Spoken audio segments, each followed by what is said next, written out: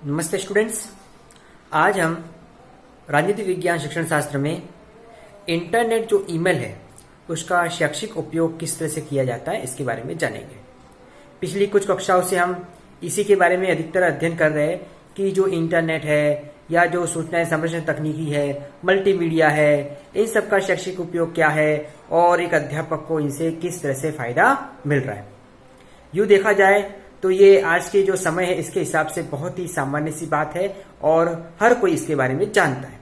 लेकिन शिक्षा की दृष्टि से देखा जाए तो इन प्रमुख जो तथ्यों को है या आप बोल सकते हो कि इन पहलुओं को शिक्षण में शामिल किया गया, इसके प्रति उद्देश्य यही है कि हम जो शिक्षक बनने जा रहे हैं तो विद्यालय के अंतर्गत इसके महत्व को समझते हुए इसका प्रयोग किस तरह से करना है इसके बारे में हम अच्छे से समझे, ताकि अपने शिक्षण प्रक्रिया के अंतर्गत बालकों को समस्या न आते हुए उनको एक बेहतर ढंग से शिक्षित करने का कार्य हम कर सकते हैं। इसलिए हम इनके ऊपर ज्यादा फोकस कर रहे हैं और ये शिक्षण अधिगम प्रक्रिया में ये किस तरह से महत्वपूर्ण है इसके बारे में जान रहे हैं।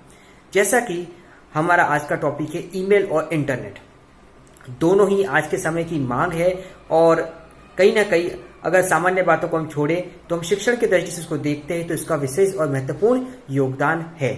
आज हम अपना कोई भी जो शैक्षणिक कार्य है आसानी से और सुदृढ़ता से इसके माध्यम से संपादित या इसको खत्म कर सकते हैं और हमारे शैक्षिक समस्याओं को दूर कर सकते हैं और बच्चों को बेहतर ढंग से शिक्षित करने का कार्य कर सकते हैं।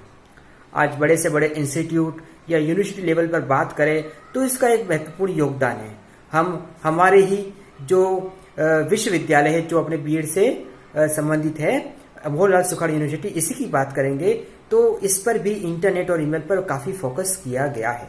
आप इसके बारे में अगर जानते हो तो यूनिवर्सिटी कैंपस के अंतर्गत जब आप इसकी सीमा में रहोगे यूनिवर्सिटी कैंपस में तो आपको इंटरनेट का प्रयोग करने का मौका मिलेगा। आप अपने मोबाइल पर इसका जो आईडी पासवर्ड लेकर आप अपने मोबाइल में सुनेट का प्रयोग कर सकते हैं। सुखाड़ या यूनिवर्सिटी नेट सुनेट, इसके अंतर्गत आप ई लाइब्रेरी जैसे बहुत से सोर्स है जिसके माध्यम से आप शिक्षण कर सकते हैं। इसका उपयोग सिर्फ यूनिवर्सिटी कैंपस में ही होता है, यूनिवर्सिटी कैंपस के बाहर इसका प्रयोग नहीं होता है। इसलिए यूनिवर्सिटी ने एक बहुत अच्छी सुविधा वहाँ के स्टाफ और वहाँ के स्टूडेंट्स को प्रोवाइड करी है जिसके माध्यम से शिक्षण को बेहतर ढंग से पूर्ण किया जा सकता है। आप बिना लाइब्रेरी में जाए आप कहीं पर एकांत पर बैठकर किसी बगीचे में बैठकर आप एकांत में अपनी पढ़ाई कर सकते हैं और इंटरनेट के माध्यम से, लाइब्रेरी के माध्यम से आप पढ़ाई कर सकते हैं। यही आप मेल की बात करेंगे तो यूनिवर्सिटी ने मेल भी प्रोवाइड किया है।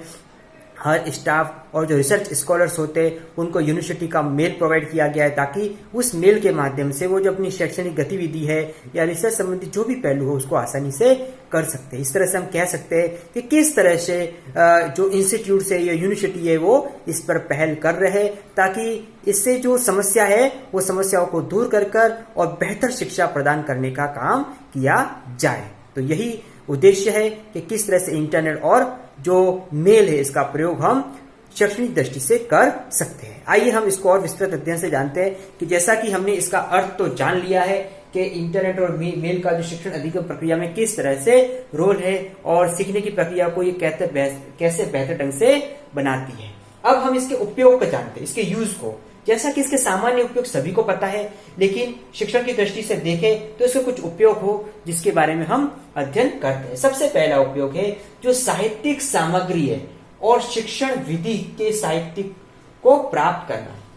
जो लिटरेचर जो सोर्स होते हैं, जो साहित्यिक सामग्री होती है और शिक्षण विधि से संबंधित जो भी सोर्स है या जो साहित्यिक सामग्री है हम इस इंटरनेट या मेल के माध्यम से प्राप्त कर सकते हैं। आप किसी जो ये लिटरेचर संबंधित जो साइट्स होती है उनकी मेल आईडी दे रखी होती है, आप अपने मेल के माध्यम से उनको मंगवा सकते हैं या वेबसाइट पर जाकर उसको डाउनलोड कर सकते हैं। तो ये जो सारी फैसिलिटी हमको इनके माध्यम से मिलती है। अगला है हमारा शिक्षण अधिगम प्रक्रिया को प्रभावी व सार्थक।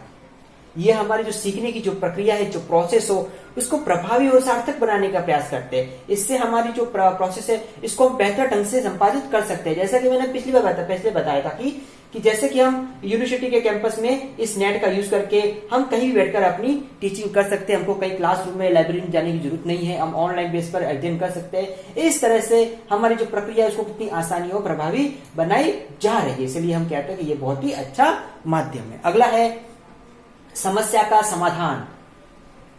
समस्या का समाधान, जो प्रॉब्लम सॉल्यूशन है वो इसके माध्यम से दिया जा रहा है। हमारी कोई भी प्रॉब्लम्स है, अगर आपको कोई समस्या आ रही है, आप नेट का यूज करके, गूगल का यूज करके उसका समस्या का समाधान कर सकते हैं। गूगल ट्रांसलेट के माध्यम से इंग्लिश को हिंदी में ट्रांसलेट कर सकते हैं, हिंदी तो इंग्लिश या अन्य लैंग्वेजों में ट्रांसलेट कर सकते हैं। इस तरह से बहुत सी ऐसी फैसिलिटी है जो हमारी प्रॉब्लम से रिलेटेड हो सकती है, उस प्रॉब्लम का सॉल्यूशन हमको इनके माध्यम से जानने को मिलता है। अगला है नवीन ज्ञान की प्राप्ति। जो न्यू नॉलेज है, नवीन ज्ञान है, उस नवीन ज्ञान की प्राप्ति होती है। और इंटरनेशनल लेवल पर बहुत सी ऐसी जानकारी है जिसको एक शिक्षक को प्राप्त करना बहुत ही जरूरी है। अगर शिक्षक इन नवीन ज्ञानों को प्राप्त करेगा तो कहीं ना कहीं वो अपने आप को बेहतर बना सकता है और अपनी टीचिंग को एक बेहतर ढंग से संपादित कर सकता है। और अपने आप को अपडेट करने के लिए उसको इस इंटरनेट के माध्यम से जुड़े रहना बहुत ही जरूरी है। इंटरनेट के साथ साथ जो मैगजीन्स होती है, जो शैक्षिक जो पत्रिकाएं होती हैं, इसको भी अध्ययन करना बहुत जरूरी है, ताकि एक शिक्षक अपने आप को समय के हिसाब से किस तरह से अपडेट करना और कैसे नवीन ज्ञान को प्राप्त करना वो प्राप्त कर सकता है। साथ ही साथ इंटरनेशनल लेवल पर जो हमारे एक्सपर्ट होते हैं, विशेषज्ञ होते हैं, जो टीचिंग से रिलेटेड लोग होते हैं, उनके भी ज्ञान को हम आसानी से प्राप्त कर सकते हैं। अगला है